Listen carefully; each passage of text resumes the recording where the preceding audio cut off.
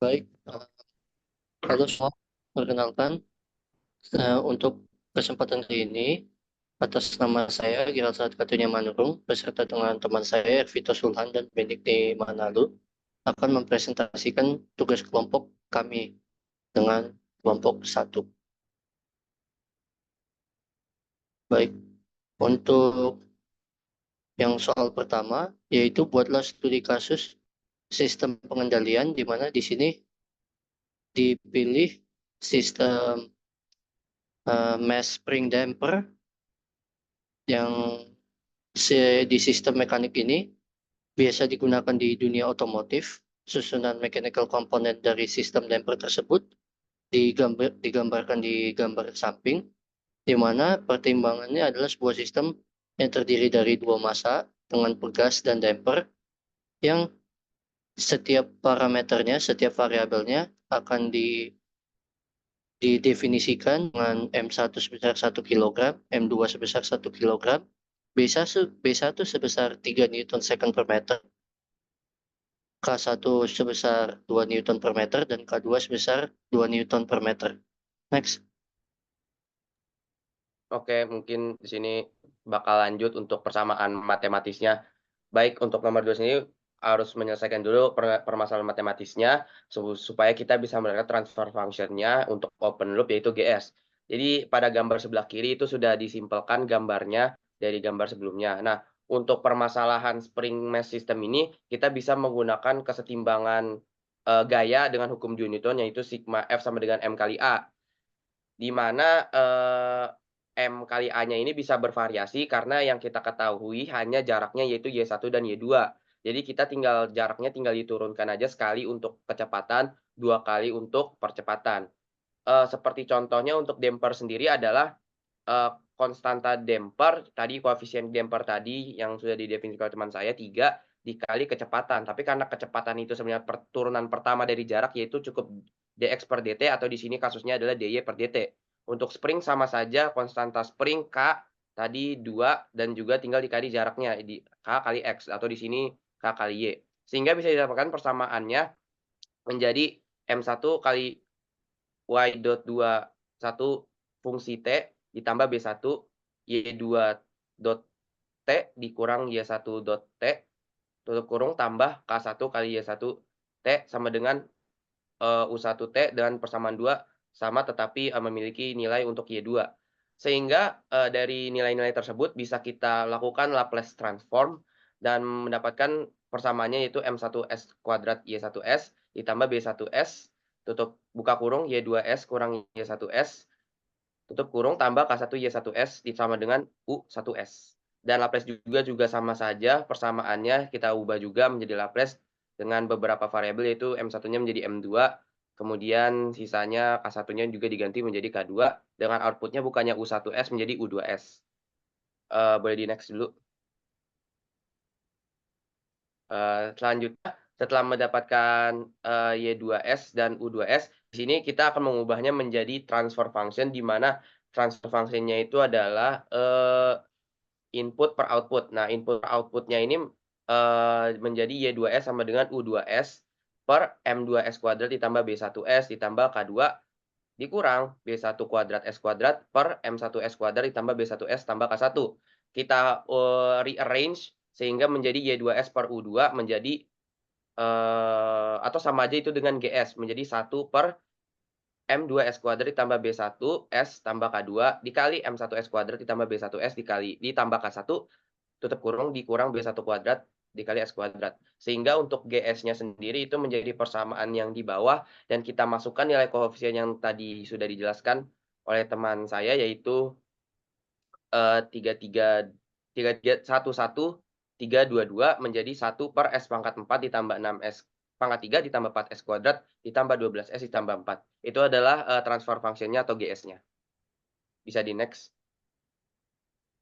Dan untuk sistem ini tentu, kita perlu menggunakan, feedback system dengan jenis negative unity feedback system. Dan di sini untuk, mempermudah, perhitungan kita menggunakan HS sama dengan 1. Boleh next. Oke, untuk selanjutnya ini mungkin bagian saya untuk tugas satunya, Di mana, pertama untuk menyelesaikan tugas satu yang seperti pada kemarin, yaitu GS-nya itu harus kita ubah dulu menjadi, close loop terlebih dahulu.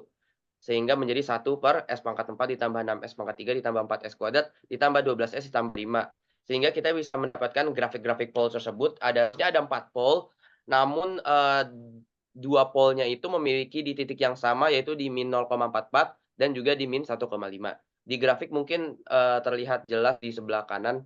Untuk kedua pole-nya itu, ada di sebelah kiri plane, artinya, mostly the system is stable, iya, stabil sistemnya. Boleh di-next.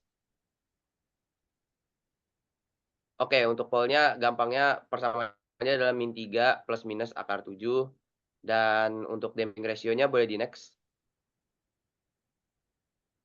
Oke, nilai-nilainya damping ratio-nya adalah 0,44, ada 2,23, ada omega D untuk mendapatkan time rise-nya adalah 2, ada betanya itu sekitar 0,35 pi atau 63,9 derajat dengan time rise-nya 1,02 second, peak time-nya 1,57 second, time settle-nya untuk, toleransi 5% 3,06 second, untuk toleransi 2 second 4,07%, dengan max overshoot sekitar 21%. Untuk codingan MATLAB dan Simulink akan ada di nomor 6 untuk mempermudah visualisasi. Mungkin akan dilanjut oleh teman saya, boleh di-next. Oke. Jadi sekarang kita akan membahas tentang bagaimana sih cara bikin grafik root locus-nya. Nah, kita tahu kan tadi udah dijelaskan dengan teman saya, Vito, bahwa rumusnya yang pertama itu ada 1/M1 kali M2 S⁴ ditambah M1B1 ditambah M2B1 kali S⁴, kemudian ditambah M1K3 ditambah M2K1 tambah B1 kuadrat S kuadrat, ditambah B1K2 ditambah B1K1S tambah K1K2. Nah, di sini tuh M1 sama dengan 1, M2 sama dengan 1, B1 sama dengan 3, K1 sama dengan 2, sama K2 sama dengan 2. Nah, setelah disubstitusi kita dapat persamaan GS-nya. Jadi S⁴ tambah 6S⁴ tambah 4S kuadrat tambah 12 tambah 4. Nah, langkah pertamanya dalam mencari grafik ini, kita harus tahu karakteristik equation-nya. Nah, rumusnya tuh sederhana kayak rumus-rumus pada umumnya. TS sama dengan GS kali HS 1/1 tambah GS kali HS. Nah, hasilnya itu sama kayak GS tadi, tapi di denominatornya ditambah 1. Jadi 1/S⁴ tambah 6S kuadrat, 6S⁴ tambah 6S kuadrat tambah 12S terus ditambah 5. Nah, setelah itu kita bakal pakai rumus GS untuk mencari poles-nya dan zeros-nya. Karena di angka atasnya numeratornya cuma 1, jadi tidak terdapat zeros pada persamaan ini.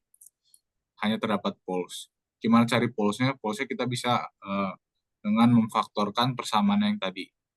Nah, di sini terdapat poles kembar. Jadi X1 sama dengan X3, di mana keduanya itu min 5,64, dan X2 sama dengan X4, di mana keduanya itu min 0,35.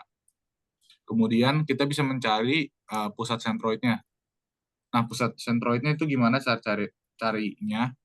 Yang pertama tuh kita harus cari hasil dari sigma poles dikurang sigma zeros dibagi R. Nah, R-nya ini apa sih? R-nya tuh dia adalah jumlah dari denominator dikurang numerator. Atau di sini kan yang paling bawah tuh S⁴, sedangkan yang di atas itu S⁴0. Jadi 4 kurang 0, R-nya itu 4. Nah, hasilnya tuh dapat min 11,98. Setelah kita dapat pusat sentroid, kita bisa cari derajat asimtotnya. Nah, cara carinya gimana? Itu menggunakan rumus theta sama dengan 2K tambah 1/R dikali 180. Nah, di sini tuh kita tinggal substitusi tetanya dari 0 sampai 3. Kenapa 0 sampai 3? Karena di sini R ada 4. Jadi rumus R itu 0 sampai R-1. Jadi 0 sampai 3. Nah, di sini kita dapat kalau tetanya itu ada 180 derajat, 135 derajat, 205 derajat, dan 315 derajat. Mungkin next, ya. Nah, pada cara yang terakhir, kita bisa menentukan breakaway point-nya. Breakaway point-nya tuh kita artinya adalah ketika nanti di grafik root locus-nya tuh di antara dua poles ada garis atau parabola yang nanti mencar. Titik mencarnya itu namanya breakaway point. Nah, cara carinya gimana? Cara carinya itu adalah dengan menurunkan rumusnya. Jadi di sini kita ada rumus yang tadi, 1 per S pangkat 4 tambah 6 S pangkat 3 tambah 4 S kuadrat tambah 12 S tambah 4. Kita turunin rumusnya pakai rumus biasa, turunan biasa, U per V. Nah, nanti hasilnya dapat 4 S pangkat 3 tambah 8 S kuadrat tambah 18, tambah 8 S tambah 12, per S pangkat 4 tambah 6 S pangkat 3 tambah 4 S kuadrat tambah 12 S tambah 4. Nah, di sini yang bilangan bawah bisa dikali 0, jadi hasilnya X-nya itu ada min 4,197. Nah, min 4,197 ini adalah breakaway point-nya. Sebenarnya ada satu cara lagi yang harus kita kerjain, yaitu mencari root Horowitz-nya, tapi karena kalau mencari root Horowitz kita perlu variabel K, sedangkan di grafik kami tidak ada variabel K, jadi kami nggak mencari tabel root Horowitz-nya. Mungkin next buat Gerald. Baik, terima kasih. Untuk sekarang, bagaimana jika kita ingin memperbaiki performa dari sistem tersebut menggunakan PID? Di sini, saya menggunakan rumusan kedua dari Ziegler-Nichols tuning rule, di mana saya akan mencari gain kritikalnya. Yang pertama kita buatkan dulu. Di sini kita tambahkan gain controlnya atau PID controllernya. Di sini yang saya pilih jenis type of controllernya, yang mana rumus PID controller ini memiliki fungsi alih GCS sama dengan gain proporsional buka kurung 1 plus seperti TIS atau yang integral plus TDS atau yang derivatif turunan. Dengan metode Ziegler-Nichols tuning rule tersebut, bisa disubstitusi bahwa TI sama dengan ta hingga dan TD sama dengan 0. Dan jika kita substitusikan, maka 1 plus seperti ta hingga plus 0S ini akan sama seperti 1 plus 0 plus 0. Karena seperti 0 kan seperti yang kita ketahui di kalkulus akan sama dengan 0. Maka GCS ini dapat kita simplifikasi menjadi sama dengan KP. Maka fungsi alih tertutupnya yaitu di mana si GCS dimasukkan ke GS biasa yang tadi teman saya juga sudah jelaskan bagaimana cara mendapatkannya. Setelah dikalikan, maka masuk jadi KP per S pangkat 4 plus 6S kubik plus 4S kuadrat plus 12S plus 4. Dan kemudian pada saat kita ubah menjadi fungsi alih tertutup menjadi KP per S pangkat 4 plus 6S kubik plus 4S kuadrat plus 12S plus 4 plus KP. Nah, karena tadi teman saya juga sudah menyinggung di situ tidak ada KP atau gain proporsional, di sini saya akan menggunakan root stability atau root Horowitz table untuk mencari gain proporsionalnya dari sistem agar sistem ini titik stabilnya di mana. Setelah kita buat tabelnya dan kita masukkan mana di S pangkat di baris S pangkat 4 itu ada 1, 4 dan 4 plus KP. Di baris S pangkat 3 yaitu ada 6, 12 dan 0. Di yang kuadrat ada 2, 4 plus KP. Dan di S pangkat 1 ada min 3 KP. Dan di S pangkat 0 ada 4 plus KP. Di sini didapatkan dari hasil perkalian yang disilang. Diagonal pertama dikurang diagonal kedua dibagi dengan bawahnya yang seperti yang dijelaskan di pertemuan sebelumnya juga.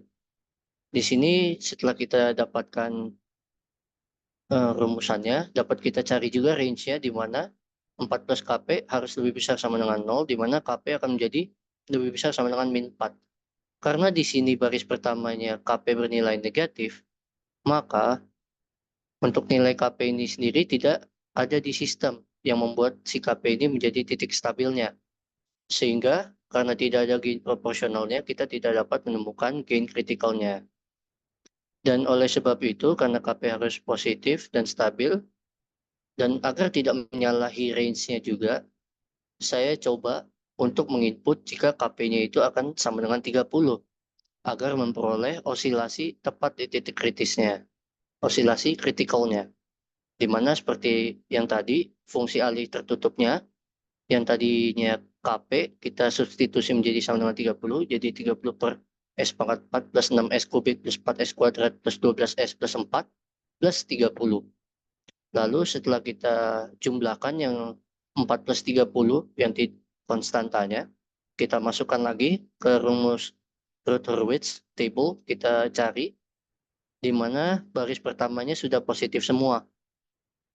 Yang artinya KP bernilai 30 ini memberikan sistem yang tepat kritis atau sudah mulai berosilasi.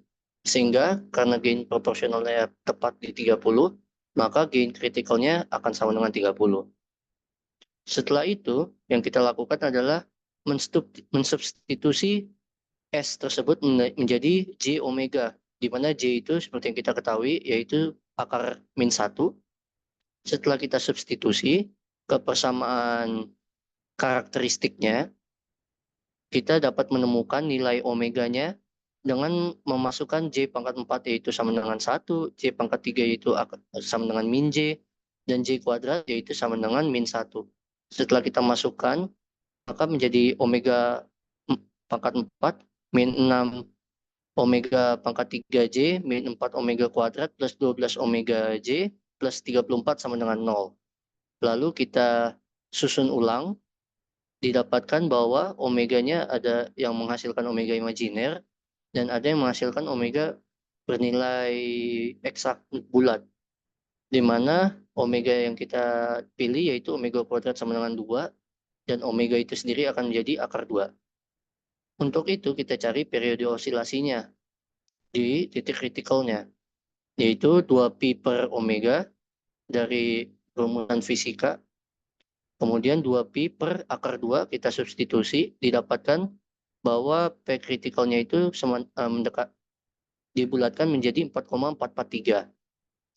Dan dari table regular Nichols tuning rule untuk jenis type of controller PID, KP memiliki rumus 0,6 dari K critical, maka 0,6 dari 30 dikali 30 sama dengan 18, T sama dengan 0,5 periode osilasi, 0,5 kali 4,443 sama dengan 2,2215, dan TD yaitu 0,125 per critical menghasilkan 0,555375.